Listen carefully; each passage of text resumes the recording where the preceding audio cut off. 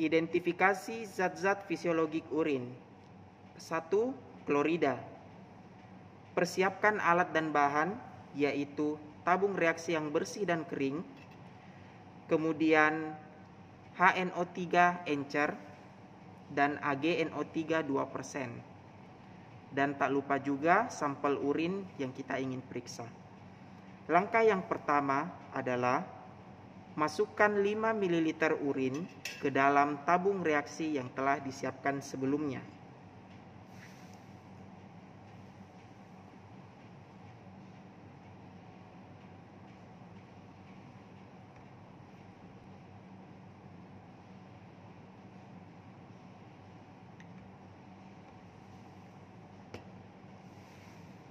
Kemudian, tambahkan 4 tetes HNO3 encer.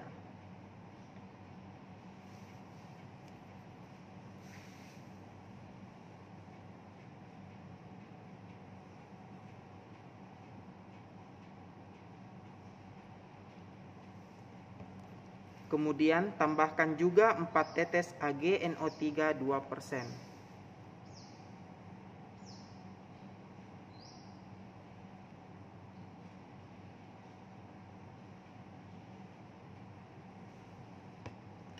Setelah beberapa saat, kita amati terbentuknya endapan putih pada tabung reaksi yang merupakan perak klorida yang larut dalam amonia. Identifikasi zat-zat fisiologik urin, yaitu belerang tak teroksidasi. Langkah yang pertama adalah kita siapkan alat dan bahan, yakni tabung reaksi yang bersih dan kering, kemudian zinc, kemudian HCl pekat, dan kertas saring, serta PB asetat, dan yang terakhir adalah sampel urin yang ingin kita periksa. Nah, selanjutnya adalah kita basahi kertas saring dengan PB asetat.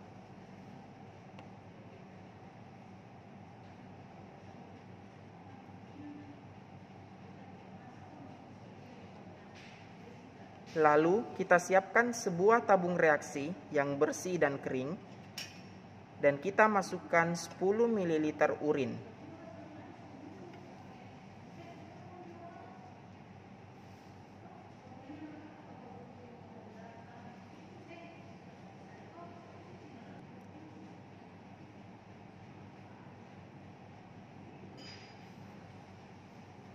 Setelah itu, kita masukkan juga sebutir zinc dan sedikit HCl pekat.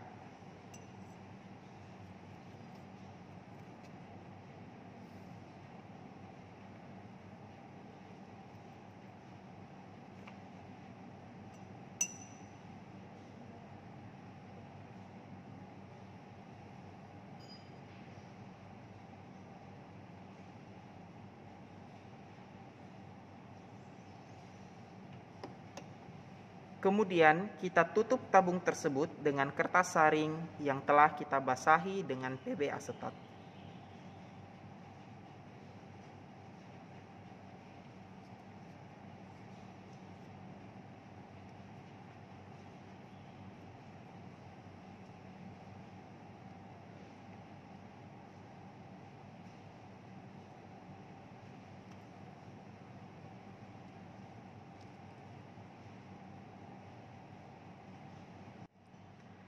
Identifikasi zat-zat fisiologik urin, yaitu sulfat anorganik. Yang pertama adalah kita siapkan alat dan bahan, yaitu tabung reaksi yang bersih dan kering, kemudian pipet tetes, kemudian untuk bahannya adalah barium klorida, HCl atau asam klorida pekat, dan sampel urin yang kita ingin periksa. Langkah yang pertama adalah kita siapkan sebuah tabung reaksi yang bersih dan kering. Kemudian kita masukkan 10 ml urin ke dalam tabung tersebut.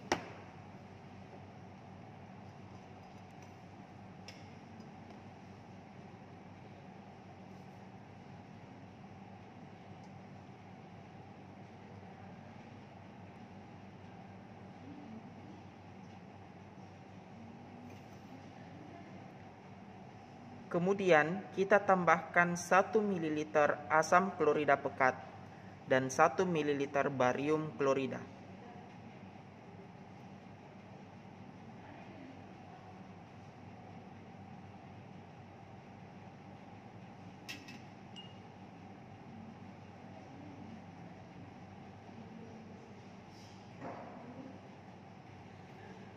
Setelah mencampur semua bahan, kita kocok sampel dalam tabung reaksi dan kita amati endapan putih yang terbentuk. Setelah kita diamkan selama kurang lebih 30 menit, maka kita amati endapan yang terbentuk.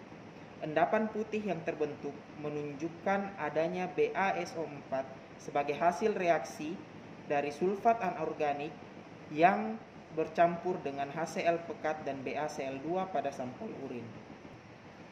Identifikasi zat-zat fisiologik urin yaitu indikan atau biasa juga kita sebut sebagai tes Obermeyer. Alat dan bahan yang dibutuhkan yakni tabung reaksi yang bersih dan kering, pipet tetes, kemudian sampel urin yang kita ingin periksa, dan bahannya adalah pereaksi Obermeyer serta kloroform. Langkah yang pertama adalah kita masukkan 5 ml urin ke dalam tabung yang bersih dan kering.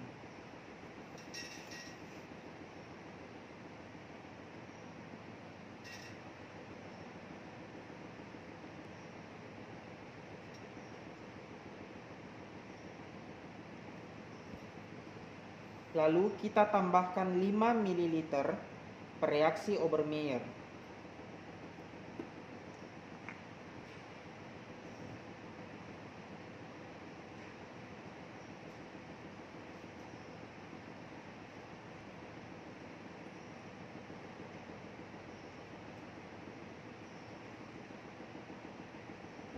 Lalu kita biarkan beberapa menit.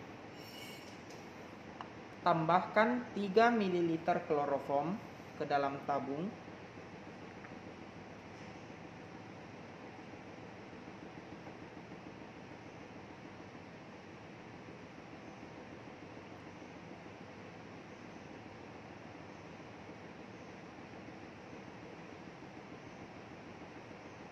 Lalu kita tutup tabung dan campur dengan cara membolak-balikannya kira-kira 10 kali. Jangan mengocok isi tabung. Kloroform akan mengekstraksi biru indigo yang terbentuk. Warna biru juga akan lebih nyata bila cairan di atas ekstrak kloroform dibuang dan ditambah dengan air. Identifikasi zat-zat fisiologik urin yaitu fosfat. Yang pertama kita siapkan alat dan bahan yakni tabung reaksi,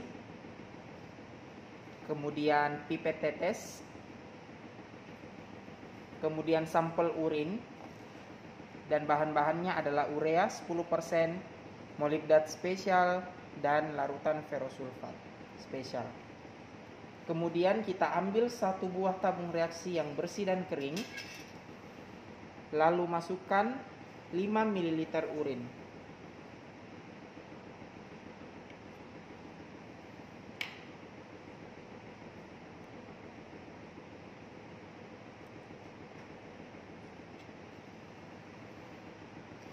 Kemudian tambahkan 1 ml larutan urea 10% dan 10 ml pereaksi molibdat spesial.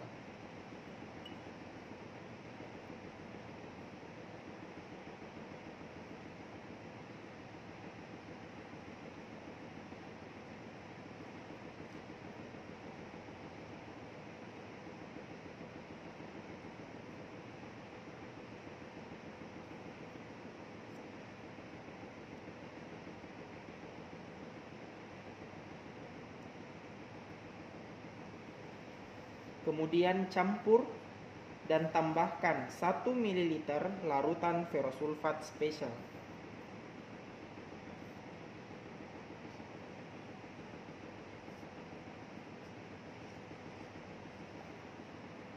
Kemudian kita amati warna biru yang terbentuk. Warna biru yang terbentuk mengindikasikan adanya fosfat. Setelah dilakukan pengocokan, dapat kita amati terbentuk warna biru yang homogen pada sampel yang kita periksa tadi. Identifikasi zat-zat fisiologik urin yaitu amonia. Yang pertama kita siapkan alat dan bahan. Yang pertama adalah tabung reaksi dan raknya, kemudian penjepit tabung, kertas lakmus, spiritus, kemudian sampel urin yang akan kita periksa, dan natrium hidroksida. Kemudian kita ambil satu buah tabung reaksi yang bersih dan kering. Kita masukkan 2 ml urin ke dalam tabung tersebut.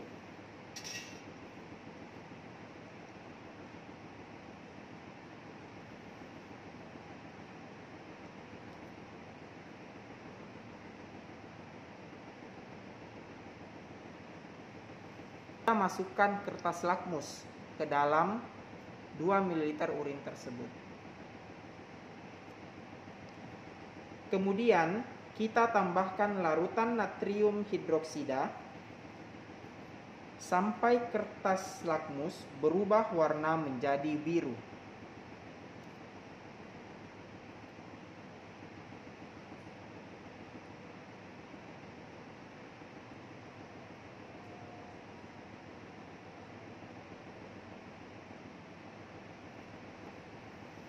Lalu kita panaskan tabung yang berisi sampel urin dan natrium hidroksida.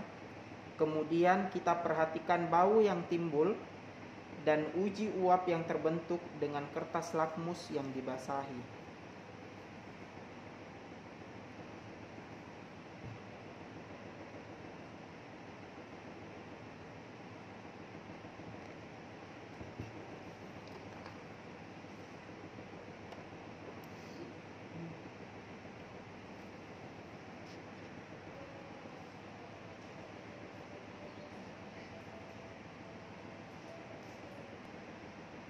Setelah pemanasan, kita amati bau yang terbentuk, yaitu bau amonia.